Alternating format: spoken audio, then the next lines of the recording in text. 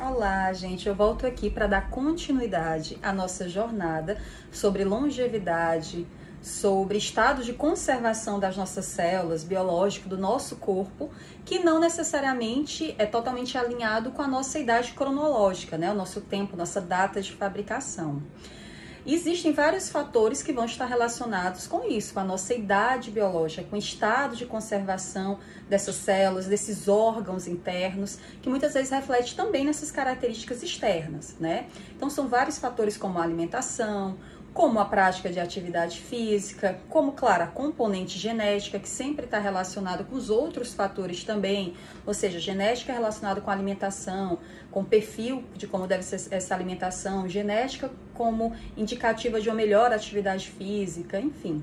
Então, sempre a questão também da nossa herança genética, né, os genes que a gente herda da nossa linhagem, da nossa árvore genealógica, mas também um dos principais fatores parece ser realmente a questão do estresse.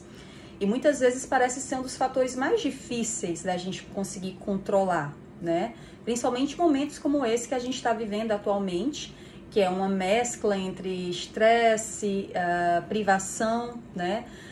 Medo, incerteza. Então é comum a gente ter, hoje em dia, mais acentuado ainda, a questão de pensamentos nem sempre muitas vezes positivos, né? Dadas as circunstâncias. E não é errado a gente ter, por exemplo, vivenciar esses pensamentos, ter na realidade esses pensamentos, né? De certa forma a gente tem que ter um estado de atenção, de alerta, sermos mais precavidos, né? Mas hoje a gente vê que muitas pessoas elas encaram esse momento de forma diferente.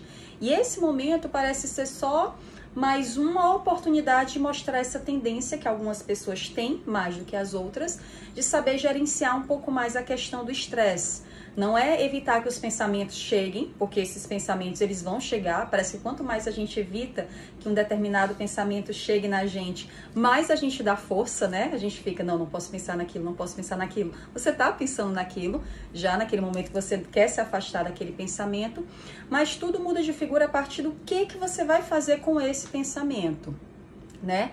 Você vai, a partir desse pensamento, você vai ficar com aquele comportamento ruminante, de ficar sempre voltando à mesma história, pegando coisa do passado, porque não deu certo, porque não é bom, porque eu não sou capaz, porque tá tudo errado, porque eu não posso fazer aquilo, e a culpa disso, a culpa daquilo, estão afundando o país, e a política, enfim.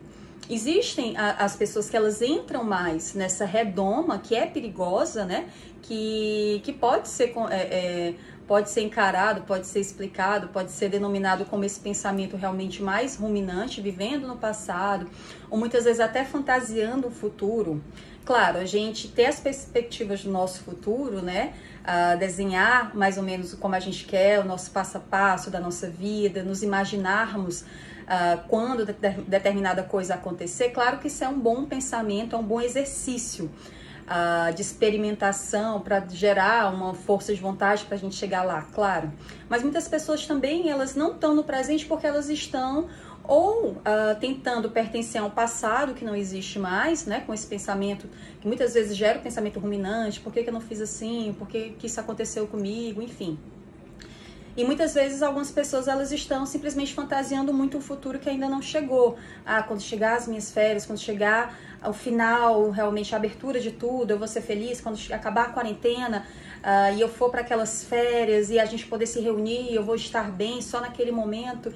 E aí quando a gente vai sempre colocando essa questão de estar bem no momento futuro, pode ser que ao chegar a esse momento futuro você não esteja bem.